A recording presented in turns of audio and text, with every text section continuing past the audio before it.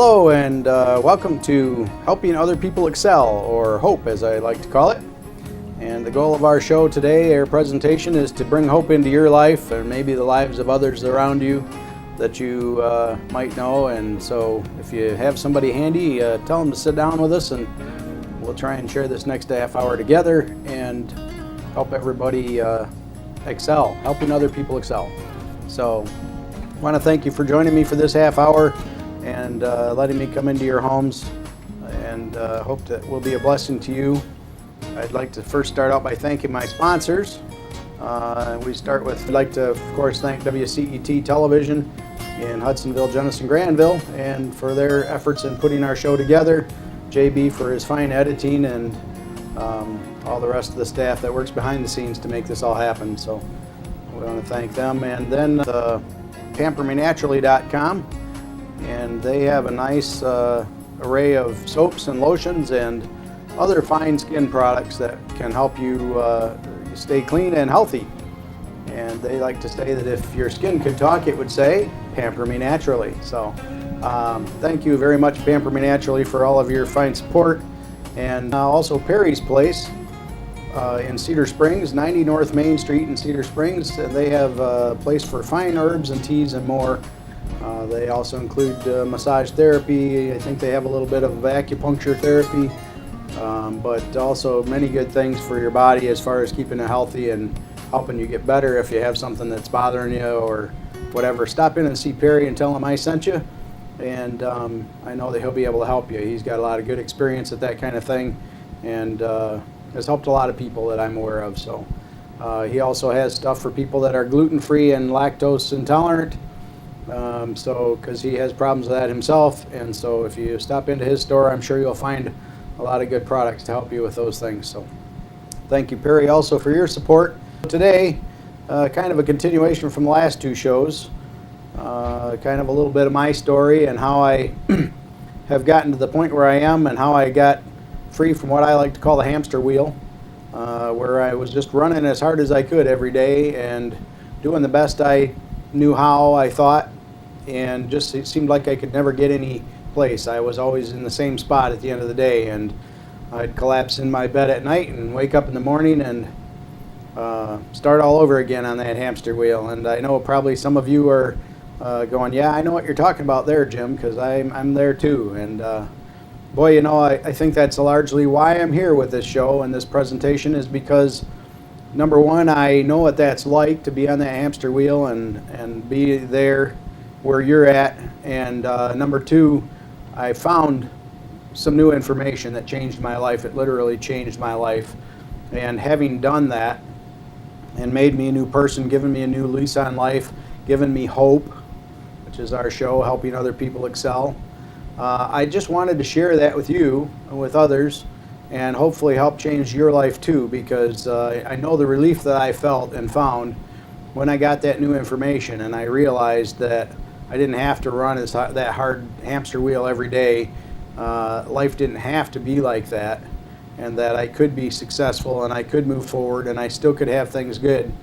And you know, so many times when we lose hope, we feel like that there's just no reason for going on, that we just keep putting one foot in front of the other because that's what we have to do for our families, to provide for them or whatever, or even just for ourselves. Or maybe it's just because we don't know what else we'd do if we got up in the morning and didn't get on the hamster wheel. Then what would we do and where would we go? And so you know, I think that so many times that's why we continue to do what we do, even though we seem to be getting nowhere. We just kind of end up being like the old plow horse, put the blinders on and keep going down that same old row, you know. And so I want to encourage you, because I found new information. I found hope, and I really want to share that with you and as many people as I possibly can, because I know what it's done for me. I have new excitement, new energy when I wake up in the morning. I don't wake up tired like I used to. Oh, maybe sometimes if I get an extra short night of sleep, but you know, I find that I don't even need as much sleep as I used to have to get. Used to go to bed at 10 o'clock and get up just before 9. I was getting almost 12 hours of sleep, and still I was exhausted throughout the day and just seemed like I could just barely keep my head up and keep going. And as long as I drank more coffee, I don't know, many of you probably know what I mean as far as that goes, but I remember drinking pots of coffee because, I just had to constantly have another cup in me because I needed that little boost that it was giving me. Of course, your body gets adjusted to that, and so to some degree it doesn't work as effectively as it used to, but that was certainly not good for my health because that artificial stimulation of my body did wear on me, and it was hard on my organs and so on, and it did make me tired. And now I'm finding that if I eat good and that I get a few hours of sleep every night, I think maybe I could probably get by on 6 hours a night without any trouble, whereas before I was sleeping 11 and more. So it's amazing how all of that physical stuff actually changes when your attitude changes, and when you all of a sudden find that you do have renewed hope, and that you do have a purpose for living, and you do have a reason to get up in the morning, and you do have a goal in mind and a place to go and things that you want to do. And I was on Pastor Gary's show, Pastor Gary Myers, and Heaven is My Home Ministry, and we were talking about how serving others and how giving, not just of your finances, but of your time. And, so many people say, well, I don't have anything to give. Well, you got time. And if you go out and give of your time, how that is such an investment. The Bible says that if you give unto others, I'll cause man to give back unto you, good measure, pressed down, shaken together, and running over. I remember that well because it was one of my dad's favorite verses. But, he's not with me anymore, but, his spirit is, and the things that he taught me lives on in me. And that in itself is a great source of comfort and solace and, even encouragement, because there's times when I remember some of the things that he said and taught me and go, yeah, that was just what I needed today. But getting back to that giving, people say they don't have money to give because things are tight, and, I certainly understand that, but money is not all that we have to give. Money is not all that we're called to give. The Bible said that Jesus was talking to his disciples, and he was talking about the little widow woman that gave of her mite. She gave 1 mite, the Bible says, and I think that's like a fraction of a penny. And Jesus pointed her out and said, you see that lady over there? She gave a mite, and she gave more than all of the rest of these people put together, because she gave of what little she had. Her 1 mite was giving maybe everything that she had left, whereas the wealthier people were given maybe 10%, And so Jesus doesn't see the dollar amount that we give. He doesn't even see what the item is per se. He sees what's in our heart, From the abundance of the heart, the mouth speaks. From the abundance of the heart, the person gives. And from what's inside of us, he sees that, and he sees that we gave more in giving 1 little mite because we gave all that we had. And that's what he pointed out about that little widow lady. She gave me the last that she had. She gave, and he said, as much as she gave unto others, those in need, as much as you do unto your brother, you give back unto me. And so if we love God, the Bible says if we love him, we'll keep his commandments, but it also says that he'll give back to us, and that we don't have to just give of our money or our finances or our things, but that time being our most valuable possession. And most people may not realize that, but we only have an infinite amount of time. A finite amount of time, I'm sorry. It's not infinite. I'll get it right in a minute here. So we only have a limited amount of time that we have, and when we give of our time, it's like giving that mite. It's like giving from a part of us that's the most valuable, And there was a story in the Bible about a woman who came and anointed Jesus' feet with precious perfume. And Judas, of course, was angry because that perfume was worth a lot of money, and she just poured it out on Jesus' feet. And Jesus said, no. He said, don't chastise her for that, because she wanted to do something for me, and she gave of her most valued possession and assets. She gave what she had, and she gave it to me, and that was a good thing, And the same is true with us. If we give unto others, Jesus said it's like giving to him. And if we love him, we'll want to give to him. I was impressed with Gary's show earlier um, about relationships, and I was thinking about how if we love somebody in our own relationship, in our own world, you think back about when you first met your wife, or you first, how you first felt right after you got married, and boy, you'd do anything for that gal, or that guy maybe. The girls, they probably cooked their husbands the best dinners they could think of, and they gave a little extra of their time to put a mint on the pillow before after they made the bed, or the guys maybe brought home some flowers, or went out and did something special for their loved one, their wife, in the yard, maybe put up a porch swing where they could sit and have some nice romantic swings. But they gave of their time because they loved that other person, and they really loved them so much that they wanted to do something for them. And giving of our time is our most valuable possession. It's our most valuable asset because it's finite. There's a limited amount of it. None of us are guaranteed tomorrow. We don't know. We might, on our way home tonight, God forbid, get struck and get in an accident or something, and we may leave this earth and not have any more time to give to our loved ones. But so our time is our most precious, most valuable thing. We have a finite amount of it, and we only have so much. And when we give of that, we're given our most precious, priceless possessions. And so, when we give to others, we're given to God. We're given to Jesus. And so, the acts of service that we provide, the people we help on a day-to-day basis, even something as simple as helping somebody pick up something that they dropped. They dropped their keys, or they dropped a coin, or whatever. If we bend down and we pick that up for them and give it to them, it's that one little act of service that we're giving to others that we ultimately give to our Creator, to God Almighty.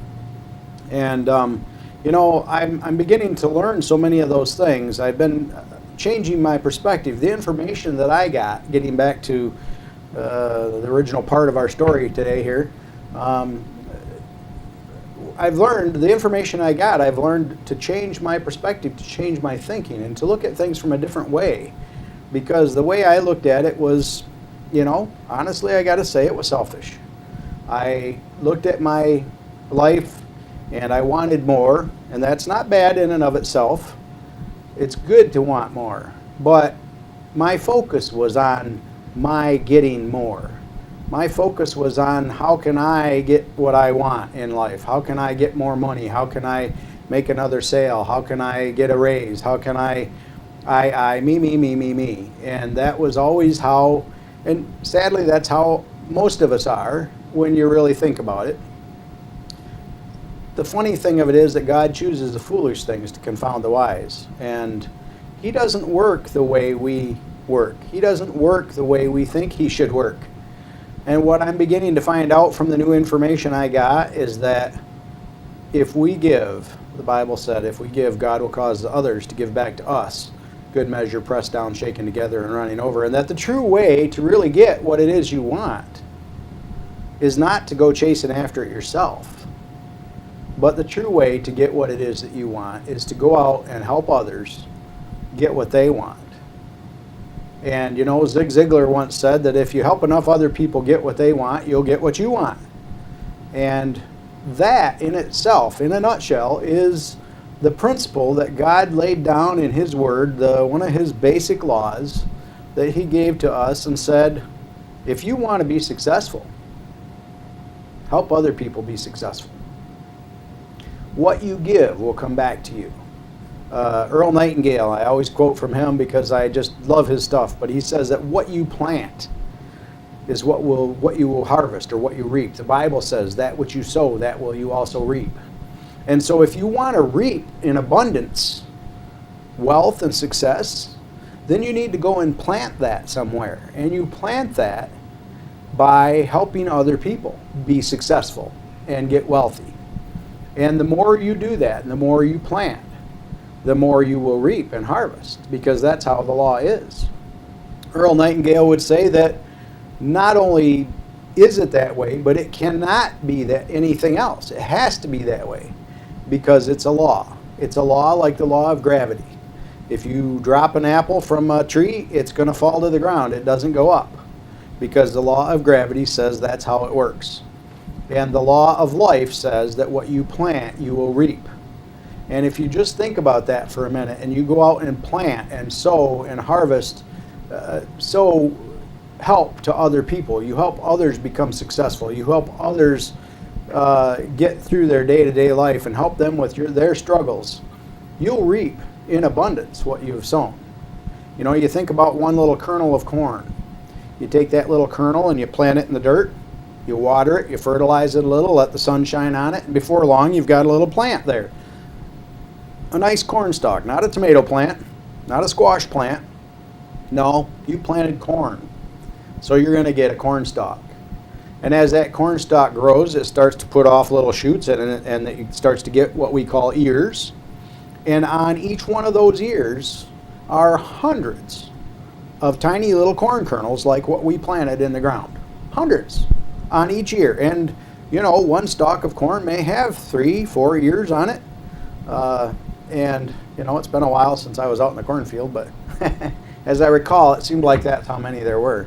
But still, if you think about the hundreds that are there in comparison to the one and on each ear, and then you get multiple ears, so you could have tenfold that one little, you could have 1,000-fold that one little kernel you stuck in the ground. And of course, that's why farmers plant.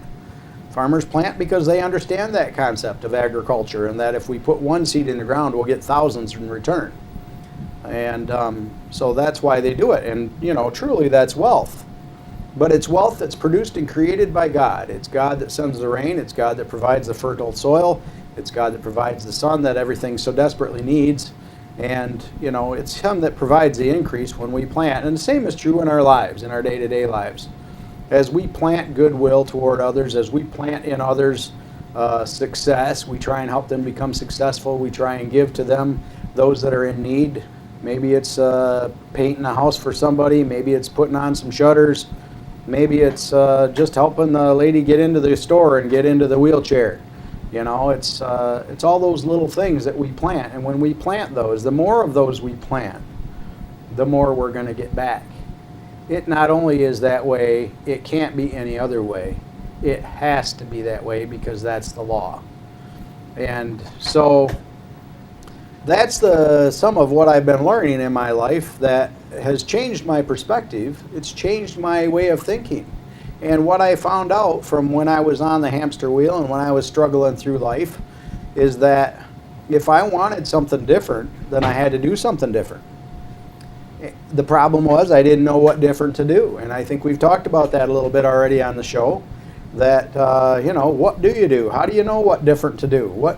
How do you know what you should do that would be successful as opposed to what you're currently doing? You know, a guy that works in a factory, he might know how to put a car together really well, or maybe put just that one piece in the car all day long. He can do it faster than anybody else on his team, on his line.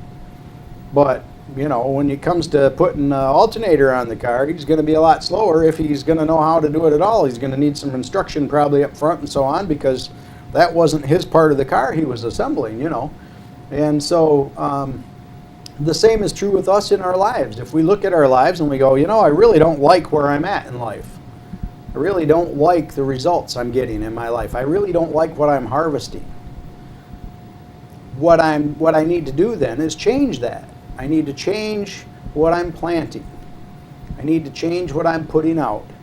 And I'll harvest something new if I plant something new. But then you got to think about it. Okay, you know, if you're going to plant something new in your garden, you're tired of corn. We don't like corn anymore, although I do. I was just looking at some of that field corn, or not field corn, but corn on the cob that's for sale this time of year. I don't know, a dozen for $3, and I was thinking, that really looks good. I'm gonna have to get some of that. So, but I do like corn. But let's say that for some reason you want to change. You don't want to plant corn anymore. Now you've got to decide. Okay, I'm not going to plant corn, but what is it that I am going to plant? What is it that I would like to harvest ultimately? Do I want to get a bunch of tomatoes? Do I want a bunch of squash? Maybe a bunch of cucumbers? Maybe a bunch of pumpkins? What is it that you want to grow in your life, in your garden? What is it that you'd like to harvest? And that's what I had to decide. Guess that means I'm going to kiss a fool or something, I guess, when your nose is itchy. So look out there. Anyway, where was I? So, you have to decide what it is you want to plant in your life.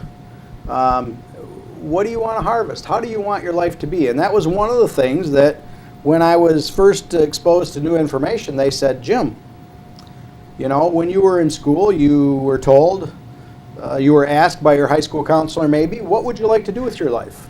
And then based on what you wanted to do, and of course I had no idea what I wanted to do, but based on what you decided at that point, and I'm sure many of you are in the same boat I was, I picked a path and jumped on it, and they said, okay, go to school, get good grades, get a good job, and live the American dream. And so, off I went. And I went off to school, and I learned electronics in my case. And, it was a reasonable field, and, I did kind of like that when I was in high school, and so it was a good avenue, and I was advised that it was a good avenue at that time. Oh yeah, that's good future in that, and there's good money in that. Well, good money is all relative, and when they were saying there was good money in that, they were looking at, maybe $40,000, $50,000, $60,000 a year, and I was thinking, grandioser schemes of, living on a tropical island somewhere and driving a Maserati or a Ferrari or something, and, having my time to myself. But obviously that didn't work out that way. But so I had to stop and think about it and say, okay, what do I want to plant in my life? And what they told me was that I was doing it backwards. Instead of do, learn, and define, that people that are successful use that in reverse order. First of all, they define the kind of lifestyle they wanted. Well, shoot, if they would have asked me that when I was in high school, I could have given them a great answer because, I had some grandiose dreams. Like I said, I had some great ideas of how I wanted my life to go. And so if they would have asked me, Jim, define your future, define your lifestyle, rather than what is it you'd like to do. I guess in some ways you could say they were the same, but that wasn't the way I interpreted it. What I thought was, what career path was I going to choose? So the successful people say, all right, I'm going to define my lifestyle, and in 20 years I'd like to have a home in the tropics somewhere. I'd like to have another home maybe up here in Michigan where the summers are beautiful. And, I'd like to drive X amount of car. I'd like to have a wife and maybe 4 or 5 kids, whatever you want. Nowadays we have much smaller families, but, there are some that are still having 6 and 7 kids. So, but anyway, you define that. And then they said you go out and learn from someone who's already living that kind of lifestyle. Okay, where do I find somebody that's got homes in the tropics and homes up north and the kind of cars I want and the time to spend with their families and so on? Okay, you go find that kind of person, you learn from them what they did, you go and do what they did, and then you too can be successful. Well, when you put it that way, it makes a lot of sense, and it kind of hit me on the head, and I was like, wow, I don't know why somebody didn't tell me that years ago. I don't know why I didn't think of it myself. But that was that new information that I needed. And I needed then to not only plant that, but now I've got to change the habit. And I know we've talked about that too in the past on our shows. Changing the habits is so important, and it's so difficult to do. Because when you've eaten with your right hand all your life, trying to switch and go eat with your left hand can maybe be a little daunting. Or same way with writing your signature and then trying to sign it with your other hand. It takes some retraining. It takes some effort. It takes some time. And but back to the results in your life. I don't like what I'm getting. I don't like what I've planted. I don't like what I'm harvesting. I need to plant something new.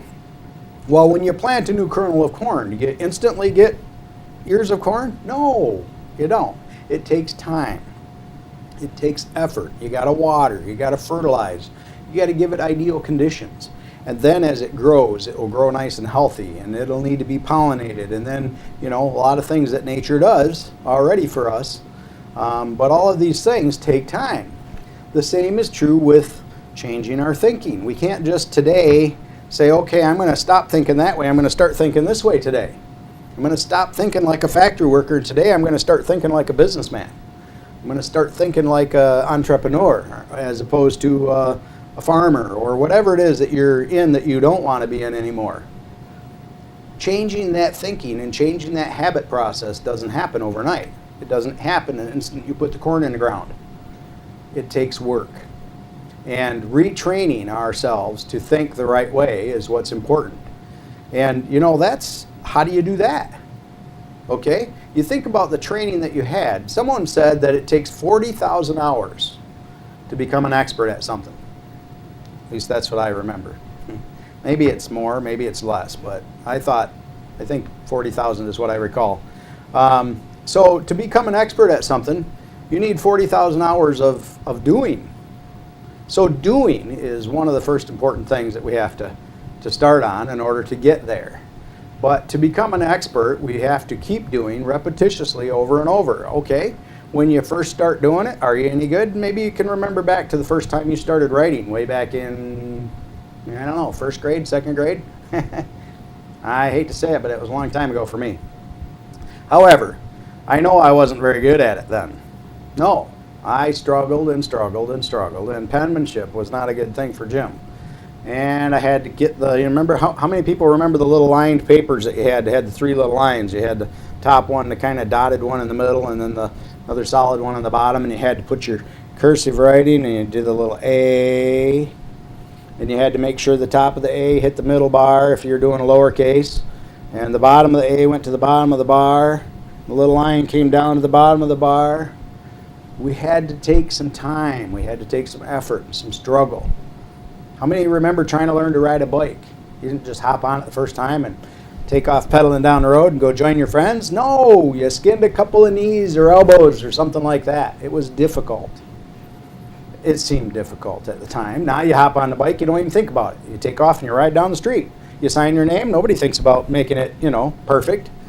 You sign your name. You've done it so many times now, it's just habit. It's second nature. And so we need to ingrain in ourselves these new habits. And that's something that I've had to work on. Well, how do you do that? Well, I found a system that helps me do that. It's a system of CDs and books. I read these books every day. I read 15 minutes or more a day. And in reading that every day, it keeps it fresh in my mind. We have what we call net learning, no extra time, NET, net learning. You're driving down the road in your car, you kick in a CD and you listen, or an MP3 nowadays. Cassette, if you're way back when, or 8 tracks maybe. But you're driving down the road and you put that in and you listen, and now you're hearing things while you're doing something else. You're mowing the lawn with the headphones on and you're hearing these things. And it slowly begins to train your mind in a new direction. It slowly begins the task of those 40,000 hours to become an expert.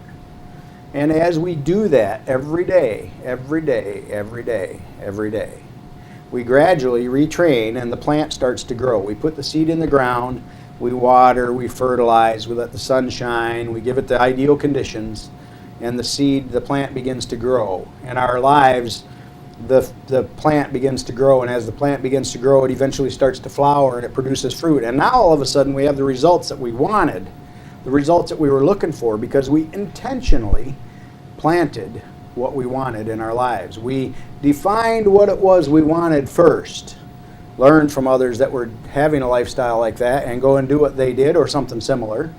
And if we follow these little systems, we can find that indeed the plant that we put in the ground, the seed we put in the ground, will come to fruition, and it'll start providing the produce in our lives, the fruit in our lives that we've been desiring. It's really that simple. The analogy is simple. From the neck down, it's the easiest thing you'll ever do. But it's this little square foot right here that really is the difficult part, because, oh, geez, I ran out of time. I'm so sorry. We're going to have to take up this next week. Timer's flashing at me, and I'm hating to leave you, but if you got anything good out of our show today, please drop us a line. 616-799-0517 is a phone call. jim.pate@gmail.com is my email address, and I look forward to hearing from you. Certainly, if any of this has been a blessing to you, please share that with us and help us to continue to do better for you. Thanks for joining us again today. God bless you. Have a great week.